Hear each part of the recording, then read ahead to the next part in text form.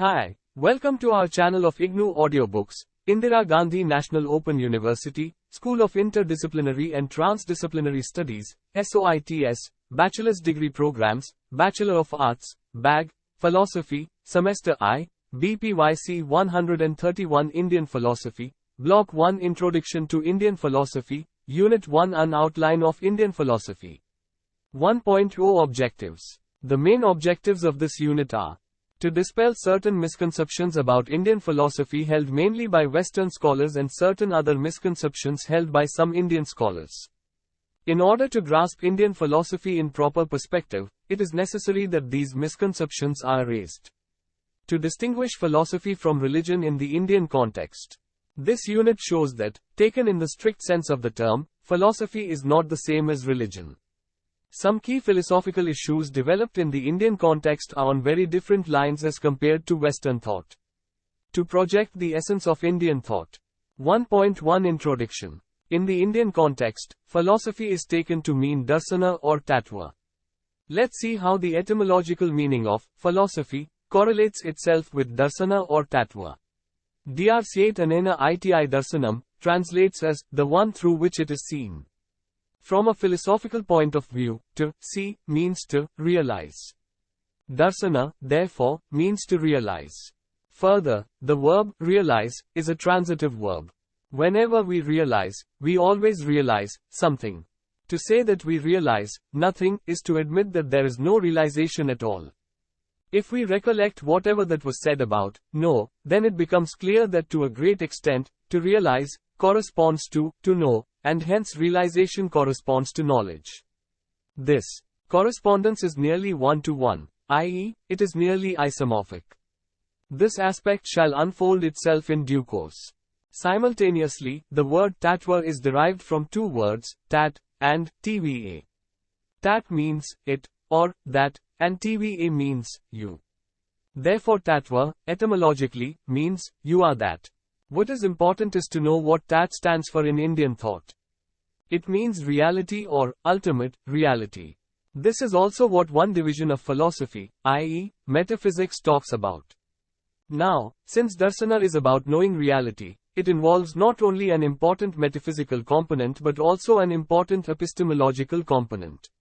There is yet another component that remains to be understood. Obviously, TVA stands for knower, i.e., the epistemological subject, and by identifying the epistemological subject with reality, we arrive at an important corollary. Indian thought did not distinguish between reality and the person or epistemological subject, and hence etymologically, knowledge in Indian thought became inward. However, it must be emphasized that it outgrew the etymological meaning in its nascent stage itself. But what is of critical importance is the philosophical significance of the above-mentioned corollary. Wherever man is involved, directly or indirectly, value is involved, hence axiology surfaces. When man is identified with reality, it and the whole lot of issues related to reality gain value overtones. Hence, in Indian context, value is not merely a subject matter of philosophy, but philosophy itself comes to be regarded as value. Consequently, the very approach of Indian thinkers to philosophy gains some distinct features. 1.2 Philosophers look at reality. Indian thought is essentially pluralistic as we understand through the exposition of reality. First, we can begin with types of reality, and this can be done from two different angles. Table 1 and Table 2. Look at the screen. Let us try to understand what Table 1 says. But before doing so, it is better to answer the question, what is reality? Indeed, this is the most difficult question to answer. To start with, reality can be defined as the one which is the ultimate source of everything and itself does not have any source. It also can be taken to mean that which is independent. This definition itself is hotly debated in philosophical circles. If we take this as a working definition of reality, then we find it to our surprise that ancient Indians offered various answers, resulting in proliferation of an ocean of theories, to use Feyerabend's phrase. Contrary to widespread belief that prevailed in the past, all Indian thinkers did not recognize reality as spiritual. Nor did they unanimously regard it as secular. A complex discipline like philosophy does not allow for such simple divisions. Surely, some thinkers accepted only spiritual reality, and on the contrary, some other thinkers accepted only secular reality. However, an upshot of this division was that thinkers in India neglected neither this world nor the other, if it exists, and this is a significant aspect to be borne in mind. Curiously, at level 2, the divisions of secular and spiritual theories are mutually exclusive and totally exhaustive, i.e., physical and non-physical, on the one hand, and theistic and non-theistic, on the other. Though within secular range, and similarly within spiritual range, the divisions exclude each other, any division of secular theory can go with any division of spiritual theory without succumbing to self-contradiction. Accordingly, we arrive at 4 combinations which are as follows. 1. Physical, theistic. 2. Physical, non-theistic. 3. Non-physical, theistic. 4. Non-physical, non-theistic. Now let us delve into the meaning of these terms. A theory which regards the independence of the physical world is physical. Likewise, a theory which regards the independence of any other substance than the physical world is non-physical. The former need not be non-theistic. A theory of reality can accord equal status to this world in God. Surely, it does not involve any self-contradiction. The Dwaiter and the Wisers-Iker illustrate the former, whereas Kawaka, physical non-theistic, illustrates the latter. A diagram illustrates the point. Physical, A, to theistic, C. Non-physical, B, to non-theistic, D. What is to be noted here is that A and B lack connectivity, and so also C and D. In Western tradition, the term mind replaces the term non-physical. However, in Indian context such usage is inaccurate because, at least, some schools regard mind as a sixth organ. The Samkhya is one school which regards the mind as an evolute of Prakriti, creation. Hence, it is as much physical as any other sense organ. The Wisers-Iker is another school which has to be bracketed with the Samkhya in this regard.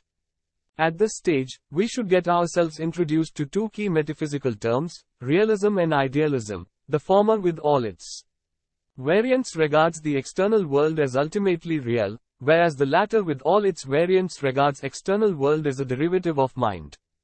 Of course, here mind is not to be construed as a sixth organ.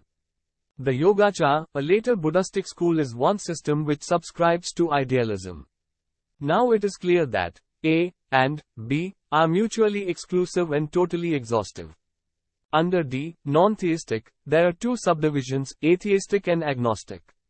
C, theistic, on the one hand, and atheistic and agnostic on the other hand are mutually exclusive and totally exhaustive. Since atheistic and agnostic doctrines are philosophically different, second and fourth types are further split into 2 each. So, instead of 4, we will have 6 theories. Each theory differs from every other theory. The differences are sometimes gross and sometimes subtle. It is, now, more than obvious that Indian philosophy does not lend itself to simple and easy categorization. Complexity and variety must be regarded as salient features of Indian thought. This aspect is further compounded when Table 1 and Table 2 intersect.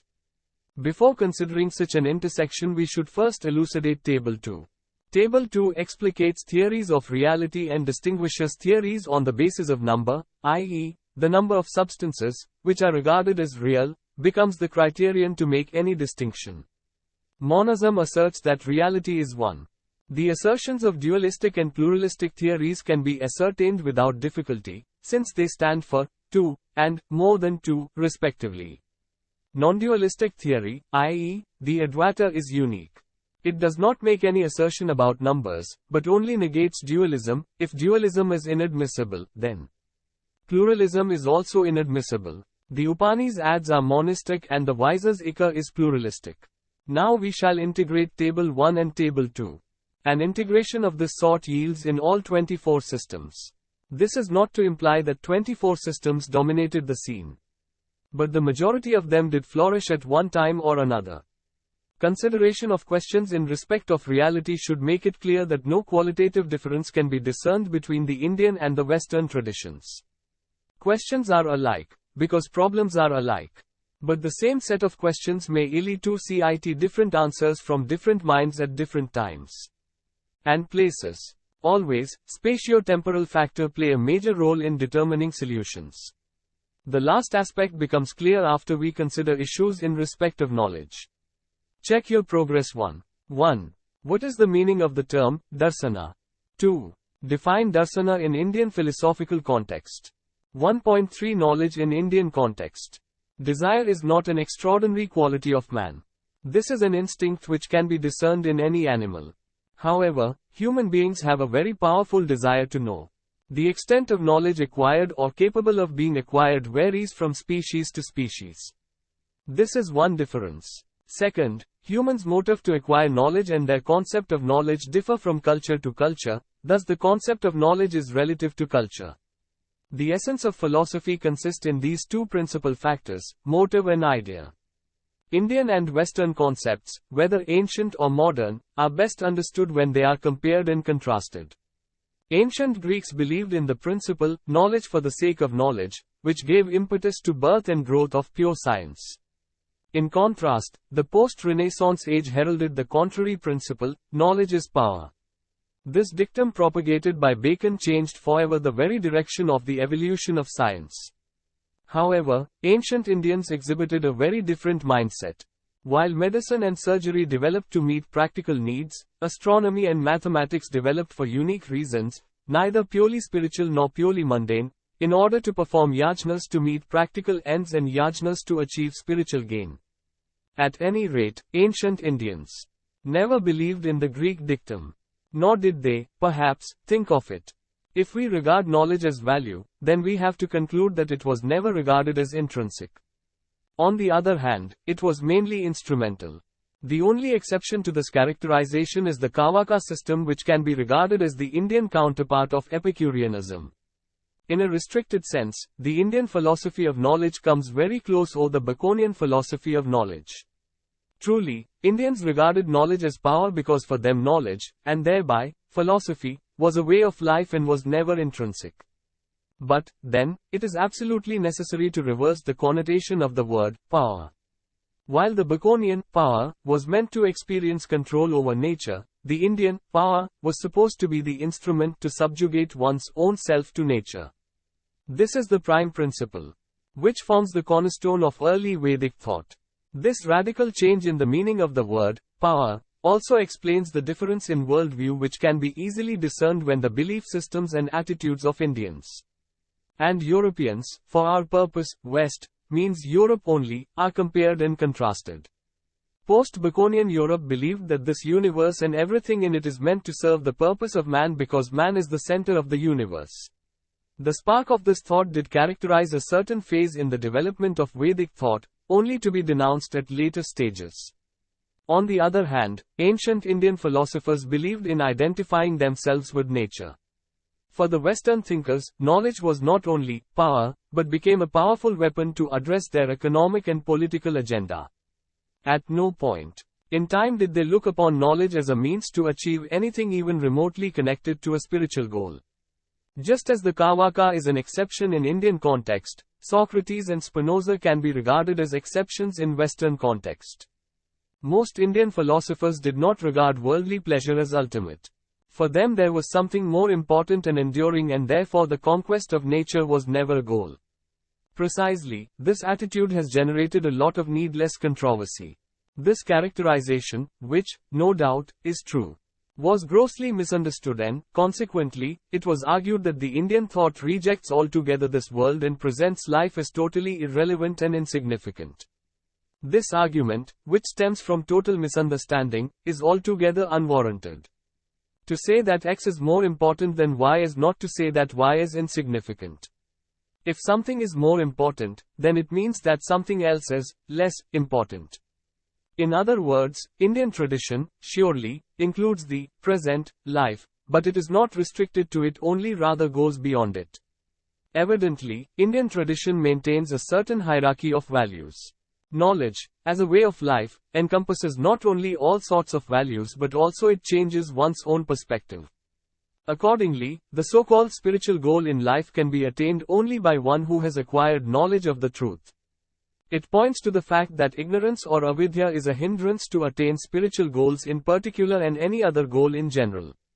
One who has acquired true knowledge or knows truly, acts and thinks very differently, different from ignorant, a characteristic Socratic thought in Indian attire. However, this characteristic is conspicuous by its absence in Western tradition. In this context, while Socrates and Spinoza are at one end of the thread, Bacon and Heidegger are at the opposite end. The point is that in Indian tradition, philosophy and value are inseparable, whereas in the West it is not necessarily so. This sort of emphasis upon values led to a hermeneutic blunder. Consequently, many Western thinkers argued that Indian philosophy was never distinct from religion. Hence, according to critics, in India there was no philosophy at all worth the name, that there was no religion in India, with the exclusion of tribal religion. However, the so-called Hindu Dharma cannot be mistaken and ought not to be mistaken for religion. This confusion arose because many scholars mistakenly identified religion with spirituality. An analogy may clear the mist surrounding Indian philosophy.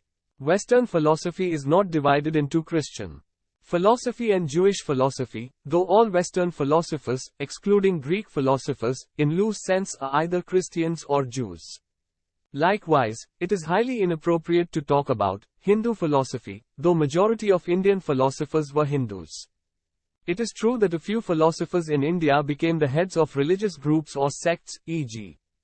Ramanuja or Madhva. But then there are medieval philosophers like St. Augustine, St. Aquinas, etc. In the West also. But surely, we have Buddhist or Jaina philosophy because neither Buddhism or Jainism is a religion in the strict sense of the term. At this point, a pertinent question arises: if there is Buddhist philosophy, then why not Hindu philosophy? To believe that there is such philosophy amounts to putting the cart in front of the horse. Philosophy in India did not originate from Sanatana Dharma, or Hindu Dharma as it is popularly known as, but it is rather the other way round. Therefore, in sharp contrast to Western tradition, Indian philosophy can be spiritually oriented. The concept of reality and aesthetic values also are endowed with spirituality. The Upanishadic or Advaitic notion of Brahman is a classic example. It is spiritual because it is neither worldly, physical, nor religious. If knowledge is spiritual, then its Brahma, object, also must be spiritual. Raso Vaisa, that is, indeed, Rasa, is an example for spiritual status of aesthetic value. In this case, that, according to at least one interpretation, means Para Brahma, or highest reality, and Rasa may be taken to mean beauty. The metaphysical or spiritual element involved in philosophy must have been hijacked by religions to formulate their notions of gods, and perhaps to counter their rivals. Let us return to knowledge again. Indian philosophy recognizes knowledge at two levels: Para-vidya, higher knowledge, and Apara-vidya, lower knowledge. Since knowledge is spiritual, only the former is true knowledge of reality, whereas the latter is slightly inferior. It refers to worldly knowledge. Though the Upanishads subscribe to this view, subsequent systems, with the exception of Purva Mimamsa, which are supposed to be commentaries on the Upanishads, regarded perception, for example, as a means of knowledge. Upamana, comparison, is another pramana, means of knowledge. Not only lower knowledge, but also erroneous knowledge was seriously considered as species of knowledge, e.g., akhyati, by systems of philosophy. Therefore even Apara-vidya retained its place. Para-vidya and Apara-vidya have their own place in the Indian thought, however they have been reconciled in Indian ethics in a remarkable manner. The concept of the Puris Artha clarifies that only through dharma, i.e., righteous means, man should acquire artha, wealth, and satisfy kama, any sensuous desire, the very same means to attain moksha, liberation. The law of parsimony is very well adhered to in regard to the questions of social and moral philosophy in the Indian context. 1.4 Philosophy and Life. We have seen that in Indian philosophy value and human life are inextricably blended. Now, the next pertinent question is, what is the aim of life according to Indian philosophers?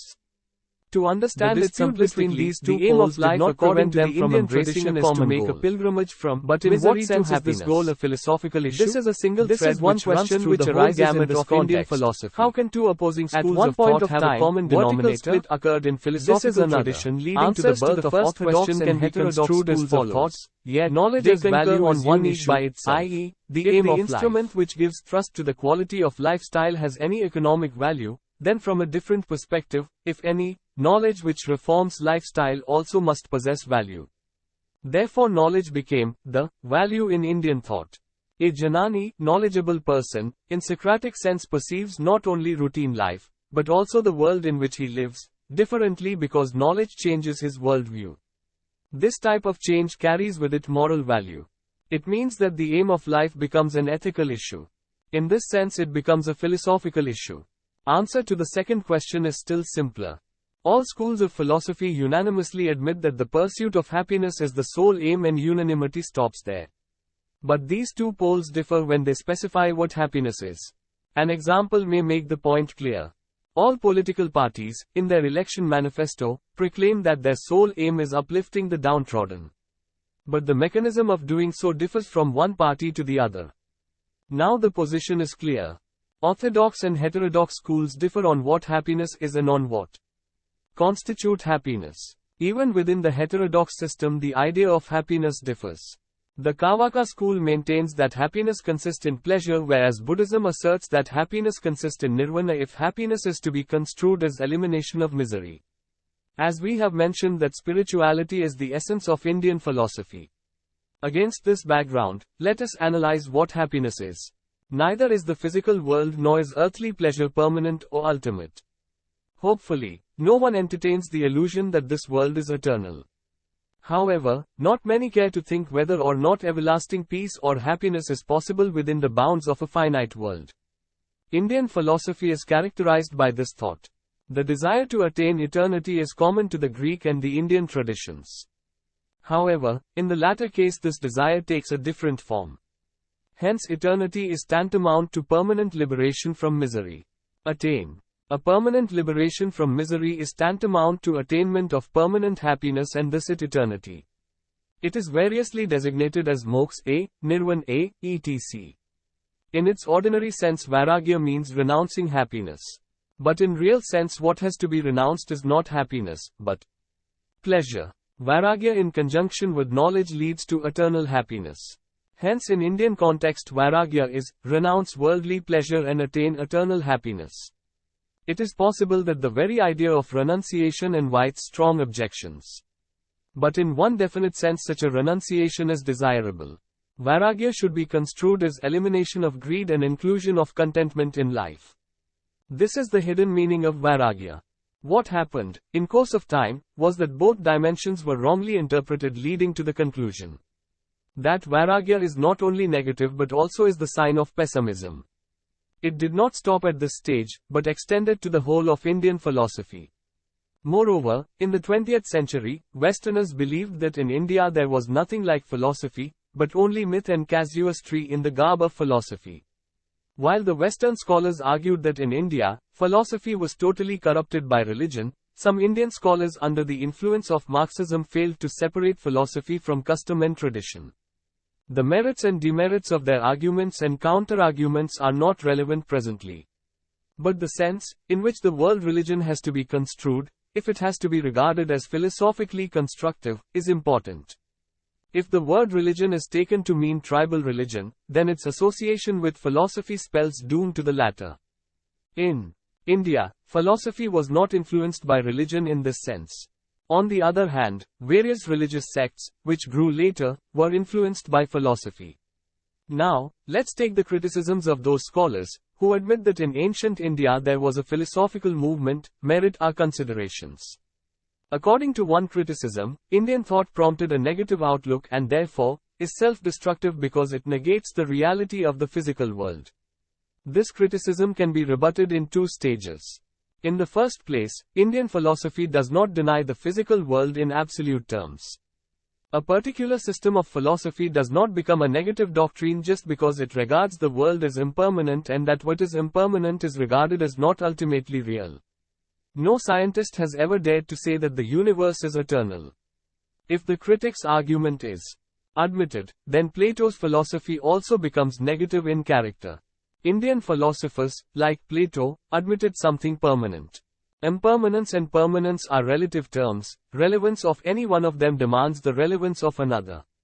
Secondly, what is relative is always relative to something different. There is nothing like absolute relativity. The last two statements, which, actually, explicate the essence of the theory of relativity, holds good here also.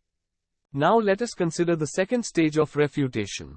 Is it legitimate to categorize any doctrine as negative? Refutation is an important step in arguments, but it is not final. If science can be characterized as satisfying a negative requirement such as falsifiability, Karl Popper, 1959, p.41, then philosophy, whether Indian or Western, also is entitled to the same benefit or status. To a great extent, Indian philosophy followed the principle of assertion through refutation. The second criticism is about the accusation that Indian philosophy is pessimistic. Any theory, which negates this world and life in absolute sense, ought to be pessimistic. The very fact that this criticism draws support from two sources of error shows the degree of misunderstanding. The desire to escape from misery was misconstrued as the desire to escape from the external world. It was ultimately a matter of discouraging merely earthly pleasure. Negation of earthly pleasure is not tantamount to the negation of happiness, because pleasure and happiness are, evidently, different. Moksha is simply the Sanskrit version of happiness. Pleasure is not only momentary but also is not pure in the sense that pleasure always comes with pain. If we consider British philosopher Jeremy Bentham's criteria, then these criteria satisfy not pleasure but happiness. Duration, intensity and purity do not, in reality, characterize pleasure but happiness. Perhaps proximity alone satisfies pleasure. If so, even from a practical standpoint, any philosophy which regards moksha as ideal ceases to be pessimistic. Desire to escape from this world perhaps appears to be escapist. However, in the Indian context, to move beyond this world is to liberate oneself from the cycle of birth and death and indulgence in the world. Yet, attainment of moksha is regarded as a possibility during the lifespan of an individual. This is what is called Jivan Mukti. There is no reason to regard the external world as an evil. It is, however, true that not only critics, but also the votaries of Indian philosophy misunderstood the concept of moksha, and it led to the cardinal mistake of treating the external world as evil. One more objection can be raised to moksha. Is moksha a meaningful ideal? In the first place, moksha must be possible, and secondly, its realization must be humanly possible. In the absence of either of them, does it not cease to be meaningful? Let us assume that it is humanly possible to attain moksha, then it remains an ideal. But then nothing is lost. If we pursue an unattainable ideal, then we progress towards that ideal. What matters is progress. Plato's Utopia is an example which comes very close to the ideal of moksha in this respect. Progress in the right direction is true progress.